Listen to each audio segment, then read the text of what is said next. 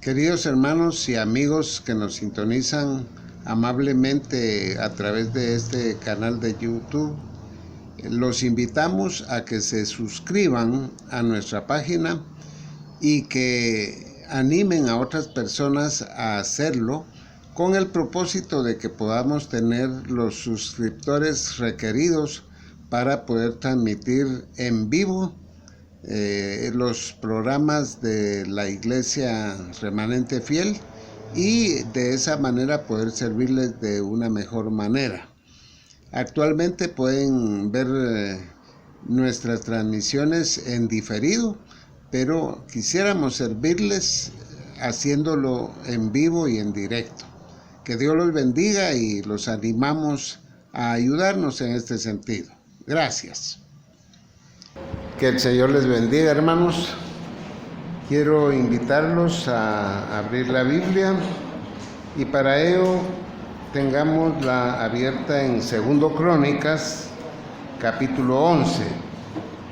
2 Crónicas, capítulo 11.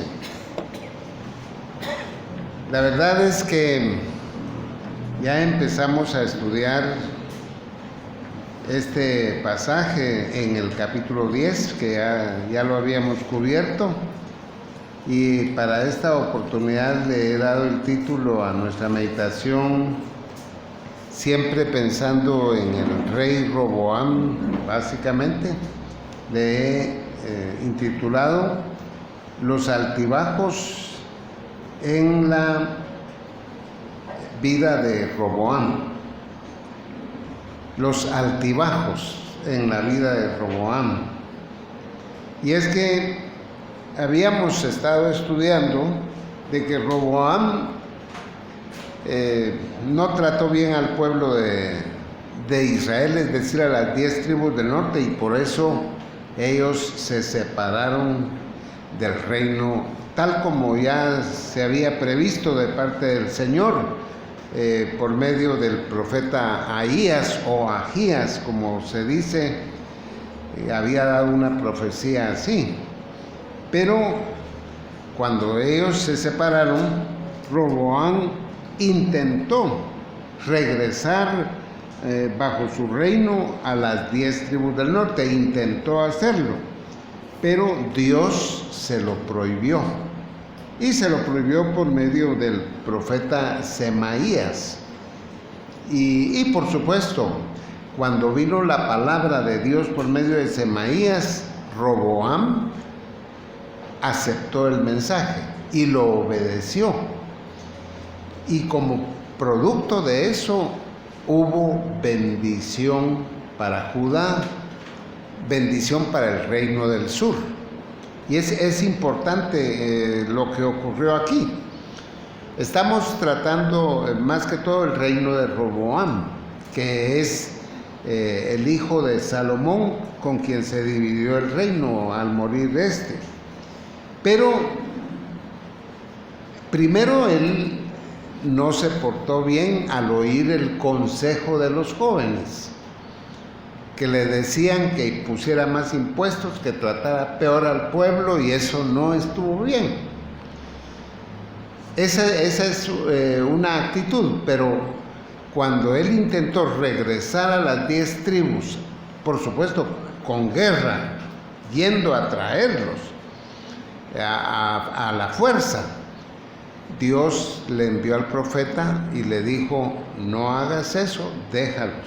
Es plan mío que esto haya ocurrido. Y entonces él obedeció. Y eso lo que quiero que lo captemos, porque en el capítulo 10 él se porta mal. En el capítulo 11 se porta bien. En el capítulo 12 se porta mal. Es el punto que yo quiero que captemos, es la fluctuación en la vida de Roboam. Y es que eso es lo que nos va a dejar enseñanza a nosotros. Dios no quiere que seamos fluctuantes. La Biblia, cuando habla del creyente, del justo, dice que la senda del justo es como la luz de la aurora, que va en aumento hasta que el día es perfecto. La palabra de Dios dice que el que comenzó la buena obra en vosotros, así dice Filipenses 1:6, la perfeccionará hasta el día de Jesucristo.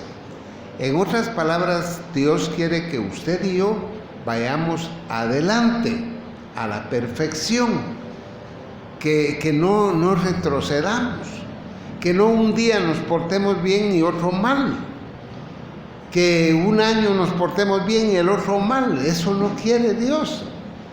Desde el día que el Señor entró a su corazón, empezó a hacer una obra de crecimiento espiritual, de santificación, de ser mejor cada día. No un tiempo bien y otro tiempo mal. Eso no es lo que quiere Dios. Y Roboam es la figura de un creyente fluctuante, una persona que no mantiene la firmeza espiritual. Entonces, ya vimos la primera parte del capítulo 10, donde él trató mal a las 10 tribus del norte.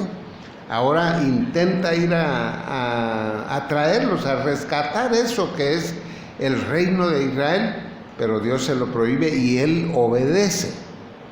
Eso es lo importante de este capítulo, que él obedece. Y cuando obedece, vienen bendiciones al pueblo de Israel, al obedecer. Y eso es lo que encontramos en el capítulo 11. Podemos ir al versículo 4. Así ha dicho Jehová: no subáis ni peleéis contra vuestros hermanos. Es decir, en ese rescate que quería hacer él, vuélvase cada uno a su casa, porque yo he hecho esto, dice Dios. Es mi plan, yo soy el que estoy dirigiendo la historia. Y ellos oyeron la palabra de Jehová, es decir, la obedecieron, Roboam y el ejército, y se volvieron y no fueron contra Jeroboam. Jeroboam era el usurpador que estaba gobernando a las 10 tribus del norte. Entonces, eso trajo una serie de bendiciones. A partir del versículo 5, dice el versículo 5, y habitó Roboam en Jerusalén y edificó ciudades para fortificar a Jehová. Solo esa frase es clave: edificó ciudades. Hubo un programa de fortificaciones. Y no vamos a leer todos los versículos ahí, pero del versículo 6 hasta el 12 vemos los nombres de todas las ciudades que fueron fortificadas en el sur, es decir, que estaban mejor y también tenían un buen ejército, bien alimentado y dispuestos a defender esas ciudades. Están mencionadas ahí esas ciudades. El versículo 11 dice: reforzó también las fortalezas y puso en ellas capitanes y provisiones y vino y aceite, es decir, estaban listos para defender el territorio de Judá. Eso fue una bendición de tipo político, de tipo militar. Hubo bendición, pero fue por la obediencia a no ir a conquistar a las 10 tribus del norte, dejarlos. En el versículo 13 encontramos un aumento considerable de la vida religiosa, la segunda bendición. Esta podemos entrar más a los detalles porque hay lecciones. Dice el versículo 13: y los sacerdotes y levitas, eso ya es espiritual, eso ya es religioso, que estaban en todo Israel, es decir, en las 12 tribus, las del norte y las del sur, se juntaron a él, a Roboam. No solo tenían los levitas de la tribu de Judá y Benjamín que estaban sujetas a él, sino que los levitas de las 10 tribus del norte, todos los sacerdotes, levitas y toda esa gente se fueron a vivir al sur. Abandonaron a las 10 tribus del norte. Ahora, aquí vamos a ver por qué fue que pasó eso. Se juntaron a él desde los lugares donde vivían, porque los levitas dejaban sus ejidos y sus posesiones y venían a Judá y a Jerusalén. ¿Qué es lo que estaba pasando? Los sacerdotes y levitas tenían ciertos terrenos, aquí son llamados ejidos. Esos terrenos eran terrenos donde a ellos se les permitía tener sus cosas, tener ganado, tener cosas que la gente ofrendaba para ellos. Les permitían tener todo eso ahí porque las 11 tribus restantes los mantenían a ellos. Pero ellos se fueron al reino del sur y dejaron sus ejidos, o sea, dejaron su mantenimiento. Y no les importó dejar su mantenimiento y confiar en la providencia de Dios e irse a Jerusalén, irse al reino del sur para servir al Señor con libertad. Esto es muy importante, porque no dijeron, nos vamos a quedar sin comer, porque estamos abandonando nuestras posesiones que tenemos aquí. No, ellos preferían ser pobres, pero servir al Señor con libertad. Esto es una gran lección, sinceramente. Y dice que los levitas dejaban sus ejidos y sus posesiones y venían a Jerusalén. Pues Jeroboam, o sea, el usurpador que estaba reinando en las 10 tribus del norte, y sus hijos los excluyeron del ministerio de Jehová. Los sacaron de los puestos que ellos tenían de sacerdotes y levitas y en lo que ellos servían a Dios cuando vivían David y Salomón. Pero como ahora está esta división y en el norte, en las 10 tribus del norte, hay un rey impío, muy poderoso militarmente, pero impío, que no ama a Jehová, que no ama la religión de Jehová. Y ese rey inventó su propia religión y sacó a todos los sacerdotes y levitas, los excluyó de la religión. Y qué bueno que los excluyó, porque ¿para qué iban a estar ellos sirviendo ídolos y sirviendo falsedades? Entonces ellos prefirieron irse al sur, pero servir al Señor. Esta es una gran lección la que hay aquí.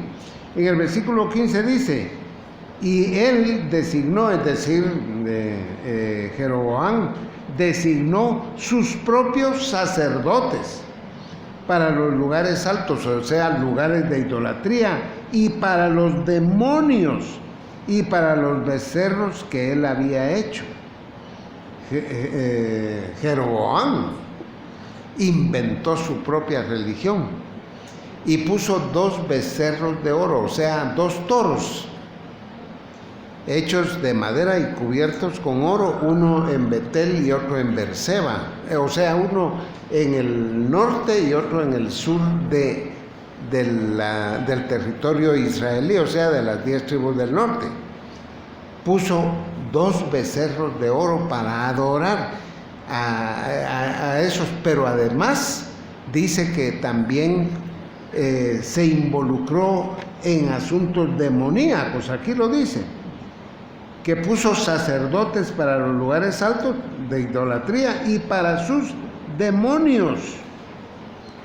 Se dedicó al ocultismo y al espiritismo y todo eso. Hermanos, qué bueno que echó a los sacerdotes y levitas, y qué bueno que ellos no se quisieron quedar adorando esa religión y sirviendo en una religión falsa. Pero Jeroboam era un hombre muy poderoso, pero torció todas las cosas del pueblo de Israel. Él no era extranjero, él era también del pueblo de Israel. Pero dice el versículo 16, tras aquellos acudieron también todas las tribus de Israel, es decir, los levitas, que habían puesto su corazón, dice el texto, en buscar a Jehová, el Dios de Israel, y vinieron a Jerusalén para ofrecer sacrificios a Jehová, el Dios de sus padres. En otras palabras, hubo un aumento considerable, les repito, de la vida religiosa del pueblo de Israel en el reino del sur, mientras que en el norte estaban entregados a la idolatría, y todos los sacerdotes y levitas prefirieron dejar eso e irse al sur y servir ahí al Señor, aunque fuera pobremente, pero no estar bien económicamente. Dejaron sus ejidos, dejaron sus posesiones con tal de servir correctamente al Señor. Eso fue una gran bendición debido a la obediencia de Roboam. Esto es muy importante que lo veamos. Otra cosa que pasó es que la familia real creció. Por supuesto que en esto hay que tomar en cuenta los conceptos que Esdras está tratando de comunicar en el libro de Crónicas. Porque una de las cosas que no estuvo bien, que ocurrió aquí, es que Roboam era polígamo igual que David e igual que Salomón. Eso es pecado. Sin embargo, en medio de todo lo torcido de eso, la familia real aumentó en número, porque él tuvo muchas esposas e hijos. Versículo 18 dice, y tomó Roboam por mujer a Maalat, hija de Jerimot, hijo de David, o sea, era de la dinastía, y Abiail, hijo de Eliab, hijo de Isaí, o sea, siempre de la familia real. Estuvo malo que él tomara tanta mujer, les repito, no estoy aprobando eso, pero lo que está haciendo Esdras es decir que de todos modos hubo muchos hijos de la familia de David, la cual le dio a luz a estos hijos, Jeús, Semarías y Saham. Después de ella tomó a Maaca, hija de Absalón. Este punto hay que aclararlo, porque Maaca en realidad era nieta de Absalón. Cuando uno estudia los textos de la Biblia se da cuenta que Absalón no tuvo hijas, pero que Maaca no era hija de él, era nieta. Pero Roboam, dice versículo 21, amó a Maaca, hija de Absalón. Insiste en eso, pero es nieta de Absalón. Versículo 22, y puso Roboam a Abías, hijo de Maaca, por jefe y príncipe de sus hermanos, porque quería hacerle rey. Y la verdad es que cuando él murió, Abías fue el siguiente rey, uno de sus hijos, que era de la línea de David. Vamos a verlo adelante. Y es interesante que cuando el libro de Reyes habla de Abías, dice que fue un mal rey. Pero Esdras, aquí en el libro de Crónicas, no pone lo malo que hizo Abías, sino lo único bueno que hizo está anotado aquí. Eso nos habla del enfoque de Esdras de exaltar lo bueno que hicieron los reyes y no lo malo. Ya lo estudiamos porque todo lo malo de David ni lo menciona, todo lo malo de Salomón no lo menciona. Él está escogiendo las buenas cosas que pasaron ahí porque él está tratando de animar a los que regresaron de Babilonia y decirles, miren, la dinastía davídica tiene promesas de Dios y a pesar de todos los errores, hay una promesa que está firme, a pesar de todos los errores. Esto es muy importante que lo sepamos. Miren, hermanos, ellos fueron exageradamente malos, muchos de esos reyes, así pecadores pues, pero Dios mantuvo sus promesas para ellos. Y por supuesto, no es ejemplo a seguir lo malo que ellos hicieron, pero sí nos podemos dar cuenta de la fidelidad de Dios a un plan y a promesas que Él hizo para el pueblo de Israel, para Abraham, Isaac, Jacob y luego pasando por David también. Es muy importante que nos demos cuenta. En la Biblia, esto es un principio que quiero que quede bien claro para todos. En la Biblia, Dios hizo pactos con el pueblo de Israel, pactos que se mantienen firmes. El pacto con Abraham es firme, el pacto con David es firme también.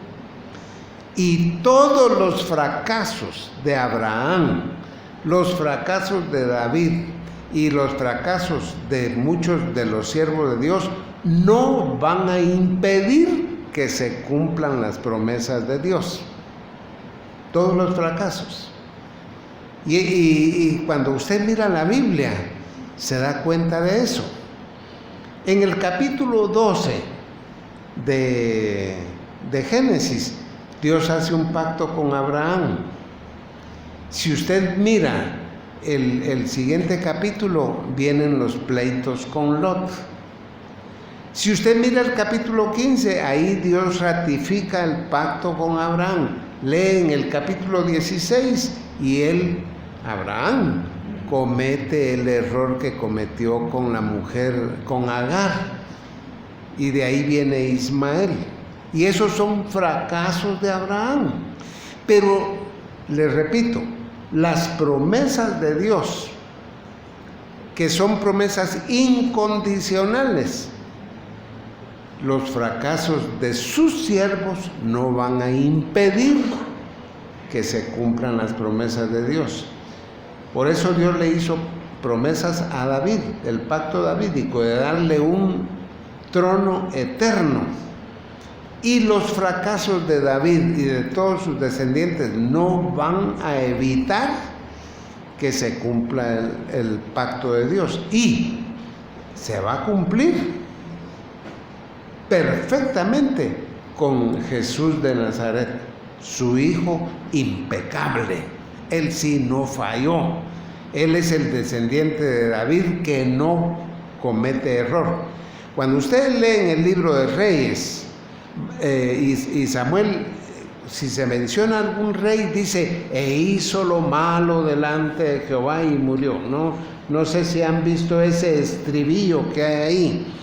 E hizo lo malo delante de Jehová, e hizo lo malo delante de Jehová. Eso está cantidad de veces en la Biblia. Porque el Hijo que no hizo ni hará lo malo es Jesús de Nazaret. Y Él es el que va a cumplir las promesas.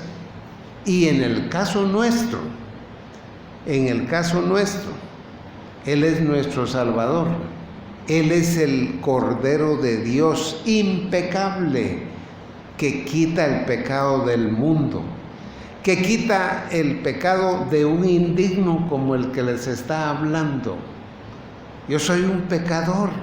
Yo no me voy a salvar por mi propia cuenta, pero estoy confiando en el Salvador, que es el Cordero de Dios, impecable, que quita el pecado de este pecador y que muere en lugar de este pecador. Y eso lo debe captar usted. Ahora, eso no quiere decir que uno viva mal y que uno diga, como Él murió y Él es el santo, yo soy el pecador, yo voy a vivir mal. Eso no es así. Pero si no fuera por ese plan de Dios, nadie sería salvo. Nadie sería salvo.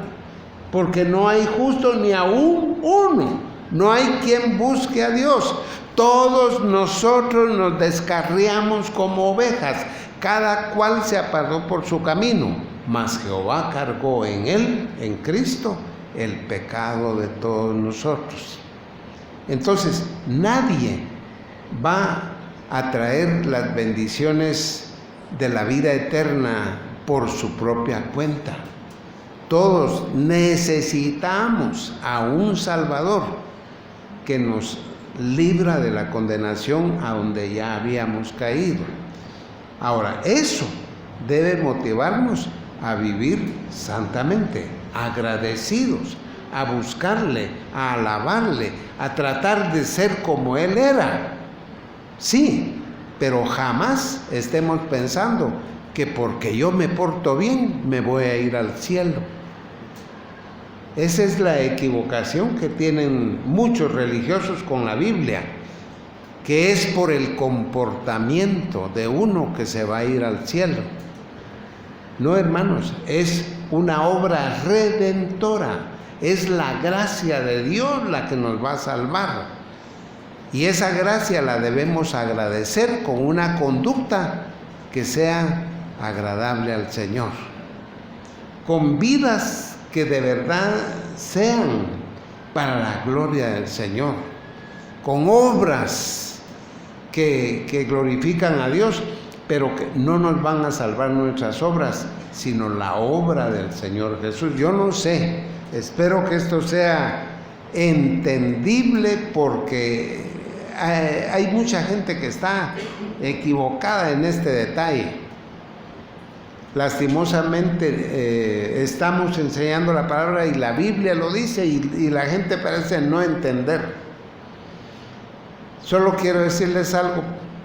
En cierta ocasión murió un pastor que había sido muy buen siervo de Dios, y alguien llegó ahí siendo cristiano al servicio fúnebre.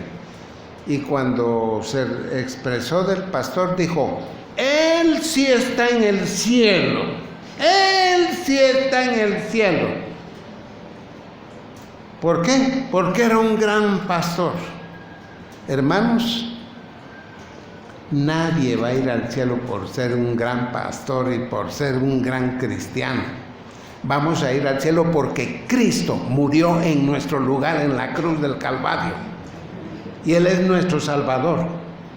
Y si vamos a vivir como ese gran pastor que hablaban ahí, lo vamos a hacer por gratitud al Señor que nos ha salvado de la condenación eterna, sin méritos de nuestra propia persona. Yo no tengo ningún mérito para ser salvo. Y si yo estoy tratando de vivir santamente y de agradar a mi Dios, es porque agradezco lo que Él ha hecho en mí y porque su Espíritu Santo está en mí, y todo lo bueno que yo pueda hacer es obra del Espíritu Santo. Si se comete algún pecado, es culpa mía. Yo no sé si esto ya es suficientemente claro, pero estamos viendo aquí, y es que sale esos temas. Sale aquí de los pecados que cometieron los siervos de Dios. El mismo Abraham, que el gran Abraham, pero no se espera a tener el hijo con Sara, sino que tiene que pecar con Agar. Eso es un fracaso. Ustedes miran la vida de Abraham.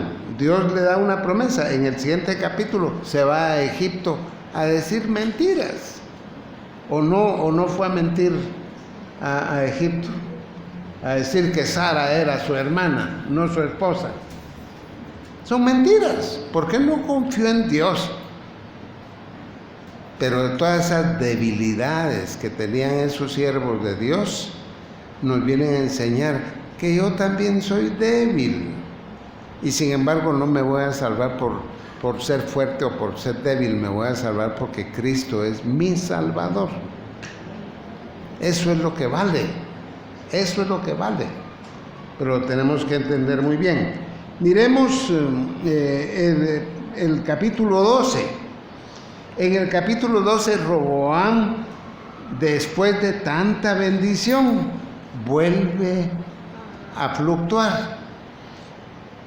Y entonces ya no obedece, sino vuelve a desobedecer. Hermanos, no imitemos esto de Roboam, de estar un ratito bien y un ratito mal. Eso no. La fluctuación se va a ver aquí, y va a haber un pecado de autoconfianza cuando ve la prosperidad. Fíjense, obedeció y Dios lo bendijo. Y entonces hubo prosperidad, se fortaleció el país. Pero ¿qué dice el versículo 1? Cuando Roboam había consolidado el reino, cuando todo estaba muy bien ahí en Judá, las tribus del sur, dejó la ley de Jehová. El peligro de que todo esté bien, el peligro de que uno tenga trabajo, que tenga dinero, que tenga bendiciones, eso es peligroso. Es peligroso si uno no tiene madurez, si uno no se da cuenta de que cuando es pobre necesita a Dios y cuando es rico necesita a Dios. Y que jamás debe tener uno autoconfianza. Es que ya cuando uno tiene dinero en el banco, 2, 3 casas, no sé cuántos vehículos, ya, ahora ya no necesito ir a la iglesia, ahora ya no necesito orar, ahora si leo la Biblia es a saber cuándo. Solo cuando tenemos necesidad andamos buscando a Dios. Eso no es así. Y hay que entenderlo. Y fíjense que ese fue el error, dice, cuando había consolidado el reino, todo estaba muy bien, dejó la ley de Jehová y todo Israel con él. Como el rey anda mal, el pueblo también anda mal. Y dice, por cuanto se habían rebelado contra Jehová en el año 5 del rey Roboam, subió Sisac, rey de Egipto, contra Jerusalén. Entonces vino castigo de Dios. Sisac, el faraón, los ataca.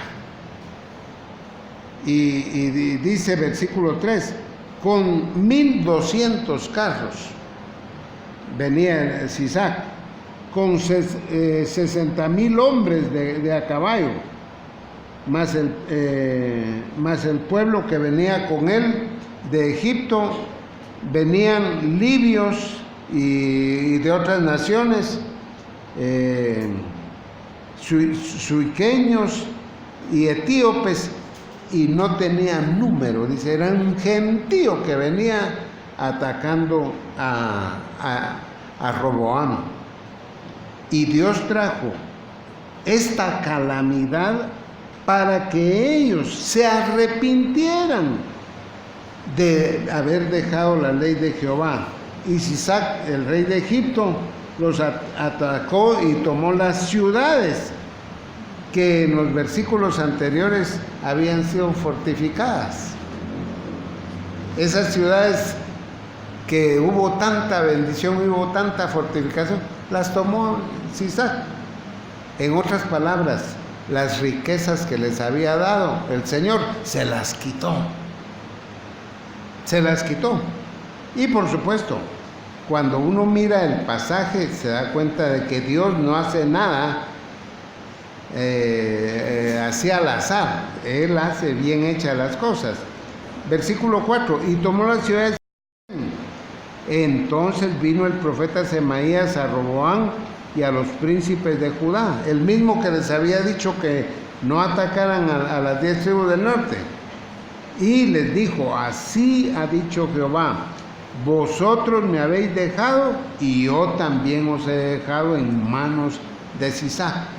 Esto que está pasando es castigo de Dios. les viene a decir el profeta Semaías. Y los príncipes de Israel y el rey se humillaron. Miren a Roboam, fluctuando otra vez. Al ver el castigo de Dios, otra vez arrepentido.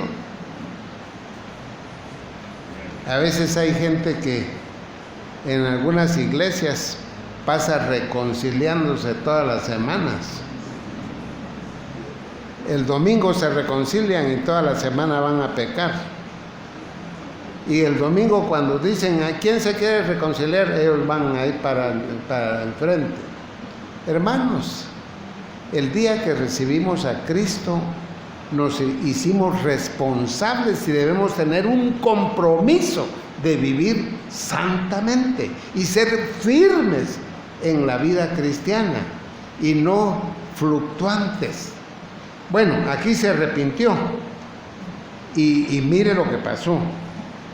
Y cuando Jehová vio que se habían humillado, versículo 7, fue palabra de Jehová a Semaías diciendo: se han humillado, no los destruiré, antes los salvaré en breve.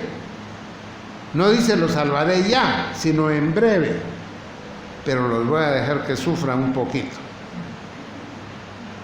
Los voy a dejar que sufran un poquito. Las veces anteriores los salvó rápido, pero aquí dice: los salvaré en breve y no se derramará mi ira contra Jerusalén por mano de Sisac. O sea, Jerusalén va a quedar intacta. Jerusalén no se va a destruir. No se va a acabar la religión judía. No va a pasar lo que va a pasar dentro de algunos siglos, cuando Babilonia venga y destruya. En este momento no los voy a destruir, pero los voy a dejar que sufran un poco. Fíjese qué lecciones las que hay aquí, hermano. Mire lo que dice, versículo 8. Pero serán siervos. Serán siervos. Mire lo que dice: para que sepan lo que es servirme a mí y qué es servir a los reinos de las naciones. Al ver el arrepentimiento, Dios los salvó de la ruina, pero permitió que sufrieran un poco para darles una lección, que es mejor servir a Dios obedeciendo que servir a los enemigos bajo el juicio de Dios. Y de entonces Dios permitió que los despojaran de muchas riquezas, porque Sisac sí se llevó el oro que había ahí. ¿Se acuerdan todo el oro que Salomón había juntado y todas las piedras preciosas y riquezas y todo eso que había juntado Salomón? Sisac se lo llevó todo. Sisac se lo llevó todo. Y el Señor no permitió que los acabaran de una vez, pero sí los dejó sufrir. Y dice el Señor: los voy a dejar sufrir para que sepan lo que es servirme a mí y lo que es servir a los reyes de otros países. Se los voy a decir de otra manera: los voy a dejar sufrir para que sepan lo que es ser fiel a mí, ser mi siervo, y lo que es servir al diablo, lo que es servir al pecado, lo que es servir al mal carácter que tienen. Los voy a dejar que sufran. Eso es lo que está diciendo aquí. Los voy a dejar que sufran un poco. Y es que nosotros debemos aprender que el camino de la santidad es mejor, que el fruto del Espíritu es mejor que las obras de la carne. Para decirlo de otras maneras, que es mejor la templanza. ¿Se recuerdan que la templanza es una de las manifestaciones del fruto del Espíritu? El fruto del Espíritu es amor, gozo, paz, paciencia, benignidad, bondad. Templanza, dice la Biblia. ¿Qué quiere decir eso? dominio propio. Eso es lo que quiere decir templanza. Que cuando a usted le pone una tentación, usted viene y no la acepta porque es pecado en lo que va a hacer. Que si le ofrecen un dinero fácil ahí, pero mal habido, usted no lo quiere porque usted es fiel a Dios y usted es honrado delante de Dios, no solo delante de los hombres. Que si alguien le ofrece una droga porque es placentera, usted no la acepta. Que si usted va a una fiestecita porque lo invitaron y usted por socializar va, a pesar de que es cristiano, y le empiezan a ofrecer licor, usted lo rechaza. Usted lo rechaza porque usted es hijo de Dios y usted no va a caer en el vicio. Eso es templanza, eso es fruto del Espíritu. Pero el punto que quiero que se den cuenta es lo que dice el Señor, para que sepan lo que es servirme a mí o servir al pecado, servir a Satanás, servir lo malo. Porque una persona que sirve a Dios, la rectitud lo va a hacer recibir bendición en este mundo y por supuesto en la eternidad lo mejor. Pero una persona que no tiene templanza, que deja que la carne lo domine, que hagan los deseos de la carne, va a pagar caro eso, lo va a pagar caro. Y es posible que Dios lo deje, que sufra su tiempecito para que aprenda que es mejor servir al Señor, obedecer al Señor y vivir santamente y no dejarse llevar por el pecado. Esa es la lección que yo veo aquí, para que sepan lo que es servirme a mí y qué es servir a los reinos de las naciones. Subió pues, versículo 9, Sisac, rey de Egipto, y tomó los tesoros de la casa de Jehová. Ahí ya está, se llevó todo. Y los tesoros de la casa del rey, todo lo llevó. Y tomó los escudos de oro que Salomón había hecho. Se lo llevó todo. Versículo 10, y en lugar de ellos hizo el rey Roboam escudos de bronce. Después de que todo era de oro, ya cuando se llevaron todo, Roboam quedó libre y quedó libre el pueblo de Israel. Entonces mandó a hacer sus escuditos de bronce ahí para sustituir todo lo que era oro antes. Imagínense, hermano, que usted tenga una buena empresa, pero como ya tiene buena empresa, usted se olvida de Dios. Y usted tenía una gran empresa, pero Dios lo castigó y después le va a dejar su tiendecita para que no se muera de hambre. Cuando usted puede conservar las bendiciones de Dios siendo fiel a Dios, fiel, no fluctuante, no un rato bien y un rato mal, firme en la fe. Eso es lo que quiere el Señor. Ahora, pasemos al versículo 12. Y cuando él se humilló, es decir, Roboam, la ira de Jehová se apartó de él para no destruirlo del todo. Y también en Judá las cosas fueron bien. Al mostrar reconocimiento del error, Dios los perdonó, pero Roboam no era firme en la fe. Mire el versículo 14. E hizo lo malo, porque no dispuso su corazón para buscar a Jehová. Está hablando de Roboam todavía. Hizo lo malo porque nunca tuvo una vida espiritual consolidada en la fe, en la religión, porque no tuvo la disposición firme de servir a Dios. Hermano, aprendamos la lección.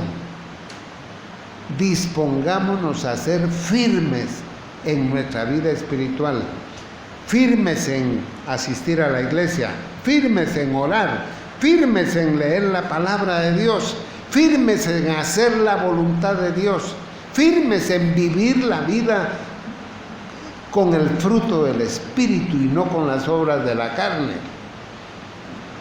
Todo eso hay que evitarlo y gozarse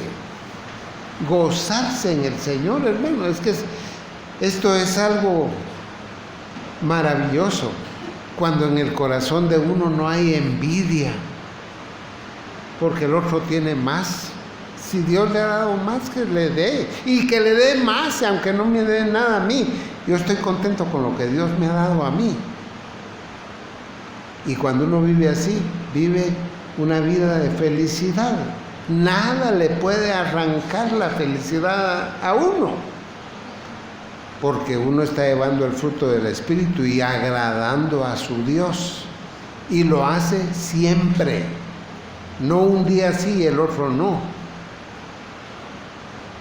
Entonces, mantengamos la firmeza. Tenemos tiempo para entrar a ver algo de lo que Esdras nos dio del reinado de Abías, el hijo de Roboam, al que le dejó él el trono. Él tuvo como 20 hijos también, igual que David, pero él quería que Abías fuera el nuevo rey. Y quiero decirles, así rápidamente, que en el reinado de Abías aparece aquí en el capítulo 13 de Segundo Crónicas y ocupa todo el capítulo 13. Ocupa 22 versículos. En el libro de Reyes aparecen 8 versículos que hablan de Abías también, pero hablan mal de él. Hablan mal de él. Esta es una de las cosas que debemos captar cuando leemos Crónicas y leemos el libro de Reyes. En los Reyes la Biblia habla de las maldades que hicieron estos descendientes de David. En cambio, Crónicas no habla de eso, porque Crónicas lo que quiere es animar al pueblo de Israel que regresó de Babilonia y que miren lo bueno que Dios hizo cuando ellos fueron obedientes y no lo malo del pecado. Y como la Biblia es completa, tiene en Samuel y Reyes todo lo malo que hicieron, pero en Crónicas lo que quiere es que veamos lo bueno, que veamos las bendiciones de ser obedientes. Eso es lo que quiere. Por eso les voy a recapitular un poco lo que ya hemos estudiado. Por eso de Saúl casi no habla el libro de Crónicas. Solo la muerte de Saúl está ahí. Y a veces una mención aquí, otra allá de Saúl. Pero no se habla tanto de él porque era un fracaso. Eso no es digno de imitación ni de mención, según Esdras. Y todo eso es inspirado por el Espíritu Santo.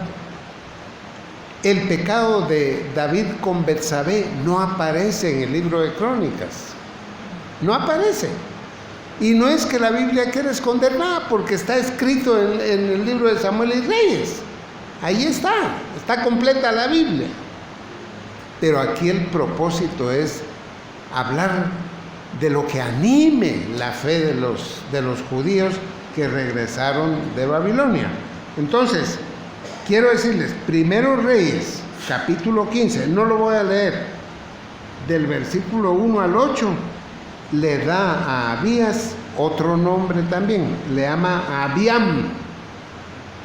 En lugar de terminar con S el nombre, termina con M.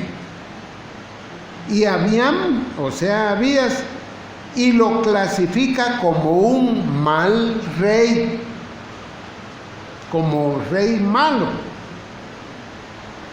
Y por supuesto, Esdras solo nos va a narrar la guerra que le ganó a Jeroboam.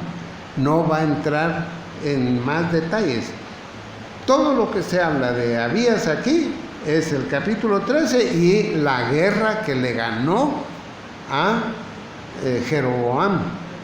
Eso es todo lo que se da. Y no dice que era mal rey ni nada, solo dice lo que pasó y lo bueno que hizo. Lo bueno que hizo. Mire el capítulo 13 entonces conmigo. A los 18 años del rey Jeroboam, 18 años de estar reinando, reinó Abías, que era hijo de Roboam, sobre Judá, o sea, sobre el reino del sur. Y reinó 3 años. Fue cortito su reinado. El nombre de su madre fue Micaías. Esta Micaías es la misma Maaca que apareció en el capítulo anterior, hija de Uriel de Gabá, y hubo guerra entre Abías y Jeroboam. Ahora, en el versículo 3 dice, entonces Abías ordenó batalla con un ejército de 400,000 hombres de guerra, valerosos y escogidos. Eran buenos soldados. Y Jeroboam ordenó batalla contra él con 800,000 hombres escogidos, fuertes y valerosos. Los dos ejércitos eran buenos. Lo único es que el ejército de Abías era la mitad del ejército del otro. Él tenía 400,000, el otro tenía 800,000. Y lo que Esdras, porque tenemos que siempre estar pendientes de Esdras. Esdras presenta la desventaja militar de Abías, la mitad del ejército, y los dos eran buenos ejércitos. Y Dios le permitió a Abías tener esta batalla contra Jeroboam con un ejército que era la mitad del ejército enemigo. El versículo 4 es muy importante, porque eso no aparece en el libro de Reyes, solo aparece en Crónicas, lo cual quiere decir que Esdras tenía otras fuentes de información que no están en el libro de Reyes. Y se levantó Abías sobre el monte de Semaraim, que es de los montes de Efraín. En otras palabras, él dio este discurso que va a dar aquí, lo dio en territorio de las 10 tribus del norte. No estaba hablando en Judá, ya estaba metido en el territorio de los enemigos, que eran los mismos hermanos judíos, pero que se habían separado de ellos. Y ahí les fue a dar este discurso. Y les dijo, oídme, Jeroboam y todo Israel. Él quería que el rey del otro, de las 10 tribus del norte, oyera lo que él estaba hablando, y también el ejército. ¿Y qué era lo que estaba haciendo? Era tratando de persuadirlos a que no pelearan. Eso era lo que estaba haciendo Abías. Eso no lo dice el libro de Reyes, eso solo lo dice el libro de Crónicas. Es importante que lo sepamos. Y lo que está tratando es decirle, mire, desistan de pelear contra nosotros. Somos menos, pero desistan de pelear con nosotros. No arreglemos esto con sangre, arreglémoslo con razonamientos, arreglémoslo hablando, entendiéndonos. Eso era lo que estaba haciendo Abías. Eso fue excelente lo que estaba haciendo. Quería hacerlos entrar en razón, porque lo mejor para arreglar los problemas es platicar, no irse a los puñetazos. Lo mejor no es empezar a sacar pistola. Y aquí les está diciendo, miren, no se pongan a pelear contra nosotros. Y les voy a decir las varias razones por las cuales no deben pelear contra nosotros. Y miren lo que les dice. Versículo 5. ¿No sabéis que Jehová, Dios de Israel, dio el reino a David sobre Israel para siempre, a él y a sus hijos bajo pacto de sal? ¿No saben ustedes eso? Claro que sí lo saben. Si ustedes son de las 10 tribus del norte, ustedes estuvieron bajo David, ustedes estuvieron bajo Salomón. Ustedes saben que Dios hizo un pacto con David. Y el pacto era un pacto de sal, lo cual quiere decir que era un pacto inmutable e incorruptible. Y lo es. Lo es hasta el día de hoy, hermanos. Lo es el pacto que Dios hizo con David. Y por eso Jesús, nuestro Señor, se va a sentar en el trono de David en el milenio y toda la eternidad. Porque ese es un pacto incorruptible e inmutable. Y les está diciendo, ¿saben qué? Ustedes se están metiendo a pelear contra el Señor. Eso es lo que están haciendo. Y por eso llevan las de perder. Eso es lo que va a pasar. No peleen contra nosotros. Somos menos. Somos un ejército, la mitad de lo que son ustedes. Pero ustedes llevan las de perder. ¿No creen que fue excelente lo que hizo Abías aquí? Y sin embargo el libro de Reyes dice que fue un mal rey. Porque cometieron muchos pecados. Cometieron muchos pecados. Pero Esdras está resaltando lo bueno que hicieron estos reyes. Yo creo que si leen la Biblia así, la van a leer con mucha comprensión. Por eso insisto en esto. Ahora dice, les dijo eso, versículo 6, pero Jeroboam, o sea, el enemigo, al oír, hijo de Nabat, dice, se levantó y se rebeló contra su señor. Esto todavía lo está diciendo Abías. Está diciendo, Jeroboam se levantó contra mi padre, contra Roboam. O sea, lo que pasó en el capítulo 10 de Crónicas. Se levantó contra mi padre, que era su señor, era su rey, y él es un usurpador. No le dice así, porque a él mismo le está hablando y está queriendo que razone. No lo maltrata. Está diciendo, se levantó contra su señor, eso sí hizo. Y se juntaron con él hombres vanos y perversos. En la Biblia hebrea dice hijos de Belial, o sea, hombres sin valor, ni para Dios ni para la sociedad, los que apoyaron a Jeroboam para oponerse a mi padre Roboam. Y dice, y se pusieron así porque Roboam, mi padre, era joven y pusilánime, o sea, cobarde, y no se defendió de ellos. Es interesante que le llame joven a su papá, joven, y tenía 41 años de edad cuando se le rebelaron los del norte.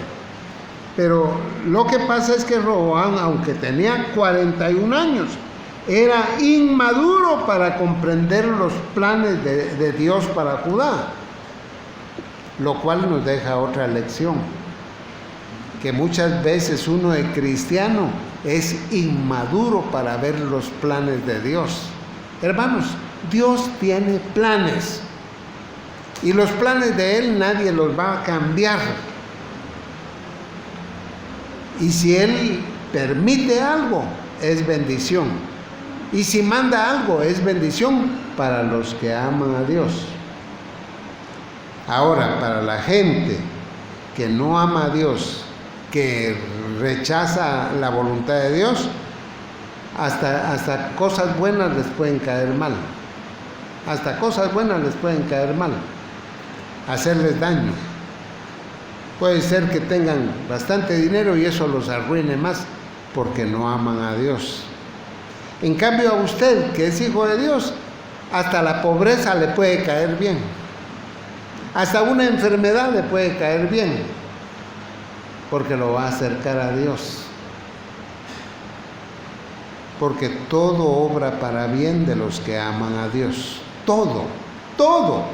Hasta lo más feo que pueda pasarle en su vida. Si usted es hijo de Dios, si ama a Dios, es para su bien. ¿Usted cree que cuando a Job lo atacó Satanás, estaba contento Job? ¡Ah, qué alegre, cómo me está dando de duro este! No, hermano, a él le dolía. Ya no aguantaba la picazón que tenía en la piel. Pero todo eso que estaba pasando estaba permitido por Dios, ¿o no? Y todo eso lo elevó a él espiritualmente. Y después Dios le bendijo para reponerle un poco de lo que el diablo le había hecho. Pero es que a nuestro Señor nada se le escapa. Y todo lo que Dios permita o mande a su vida es para su bien, hermano. Para su bien. Acabamos de ver ahí, dice, los voy a dejar que sufran un poquito para que aprendan lo que es servirme a mí. El que me sirve a mí tiene recompensa. El que sirve a Satán y al pecado y a la maldad sufre las consecuencias.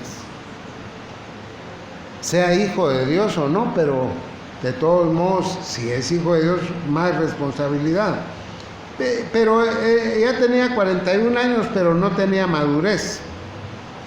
Versículo 8. Y ahora vosotros tratáis de resistir al reino de Jehová. Fíjese, claramente le dice eso. En manos de los hijos de David, porque sois muchos. Ustedes se creen que porque son un gran ejército se pueden poner contra Dios. Y tenéis con vosotros los becerros de oro. Si ustedes, las 10 tribus, son hijos de Abraham también, ¿qué están haciendo con becerros de oro? Que Jeroboam hizo por dioses. ¿No habéis arrojado vosotros a los sacerdotes de Jehová? Mire, todos los levitas que se vinieron a vivir aquí con nosotros, ustedes los echaron de allá. Echaron a los siervos de Dios del territorio de ustedes.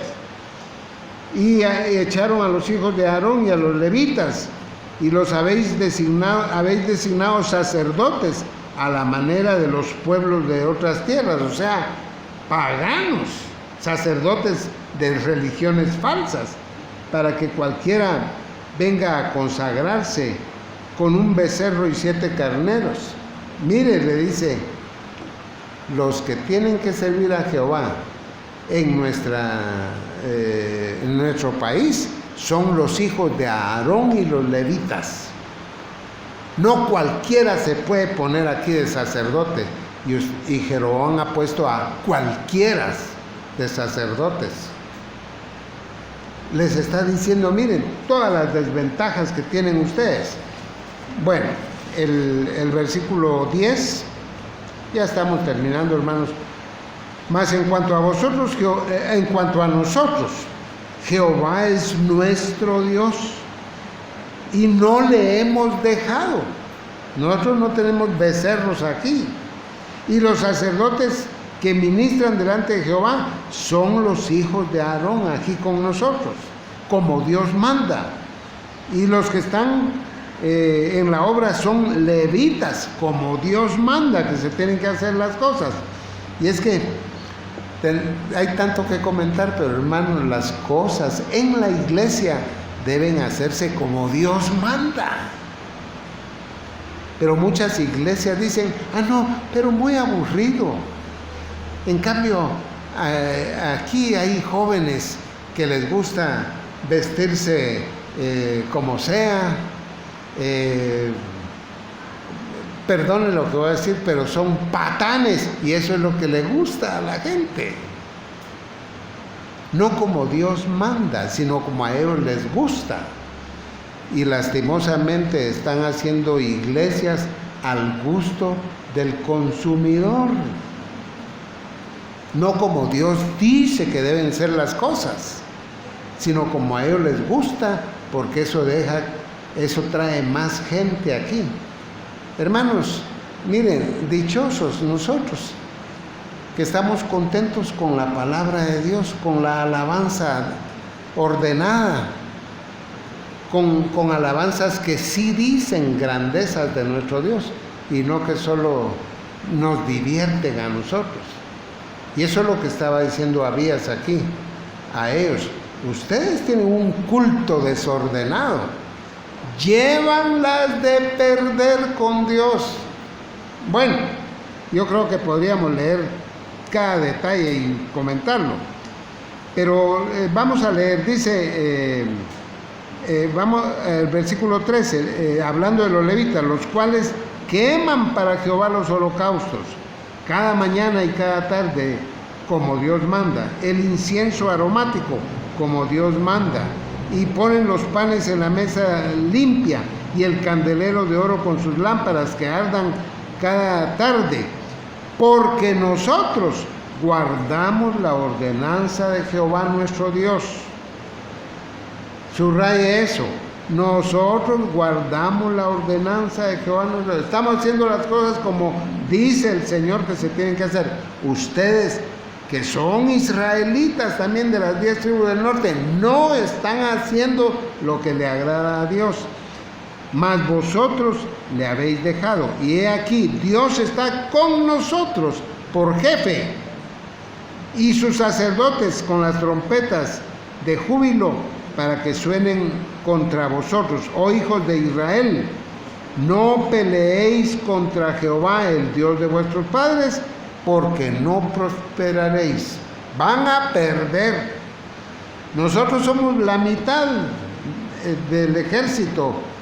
Ustedes son el doble, pero van a perder. Ahora, versículo 13. Pero Jeroboam hizo tender una emboscada. Fíjense que Jeroboam, el rey enemigo, creyó que con su estrategia militar iba a ganar la guerra.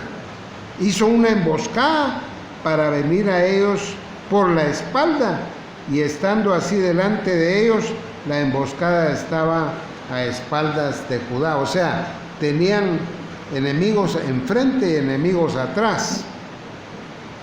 Y cuando miró Judá, o sea, Abías con el ejército que era pequeño, a la par del otro, he aquí que tenía batalla por delante y por las espaldas, por lo que clamaron a Jehová, y los sacerdotes tocaron las trompetas.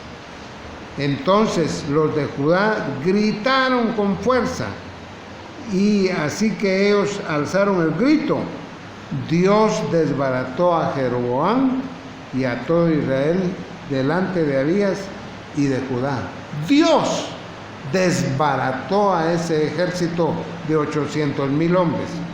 Y huyeron los hijos de Israel, ya cuando Dios peleó, y Dios los entregó en sus manos. Y Abías y su gente hacían de ellos gran matanza, y cayeron heridos de Israel, o sea, de los enemigos de Judá, 500,000 hombres. Le mató al 60% del ejército.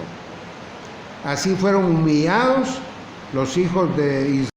Prevalecieron porque se apoyaban en Jehová, el Dios de sus padres. Eso fue lo que les dio la victoria. Bueno, ya terminemos aquí leyendo los versículos que quedan del capítulo.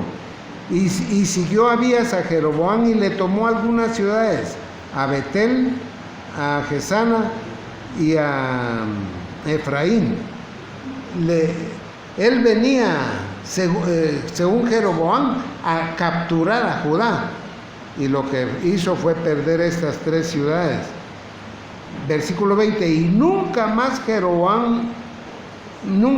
tuvo Jeroboam poderío en los días de Abías, y Jehová lo hirió y murió. Jeroboam, el usurpador del norte. Pero Abías se hizo más poderoso. Esto no lo narra el libro de Reyes. Está la historia en el capítulo 15, pero no habla de todo esto. Esto es bueno de Abías. Los demás hechos de Abías, sus caminos, sus dichos, están escritos en la historia del profeta. Y por supuesto, también murió en esa misma época. Pero hermanos, hay lecciones aquí, sobre todo de que no seamos fluctuantes como cristianos, solo hacia adelante, hacia la perfección, hacia obedecer al Señor, nada de vicios, nada de darle gusto a la carne. Hagamos la voluntad de nuestro Dios, porque los principios son: el pecado trae problemas, la obediencia trae bendición, y si nos arrepentimos de todo corazón, hay restitución también. Pero cuando uno se arrepiente de todo corazón es para ir solo para adelante, ya no para atrás. No retroceda, no deje a un lado lo espiritual. Dele prioridad en su vida a las cosas de Dios. Y lo demás, la comida, el vestido, el trabajo, Dios se lo va a dar por añadidura. Oremos. Padre, gracias por tu palabra, gracias al ver, Señor, lo que tú nos manifiestas en toda la palabra. Nos enseña, Señor, que tú nos llevas en victoria porque has hecho promesas firmes. Y una de las promesas firmes que tenemos tuyas es que el que tiene al Hijo en el corazón tiene vida eterna. Gracias, Señor, porque no tomas en cuenta muchas de las cosas que en nosotros son defectuosas, sino que nos ves a través de Cristo. Pero nosotros queremos, Señor, hasta donde sea posible, a nuestras fuerzas, obedecerte, amarte, servirte, hacer tu voluntad y no la nuestra. Ayúdanos, Señor, porque queremos glorificarte en primer lugar y también recibir tu aprobación, tu bendición y no tu castigo. Guárdanos en tu mano omnipotente. Te lo pedimos en el nombre del Señor Jesús. Amén.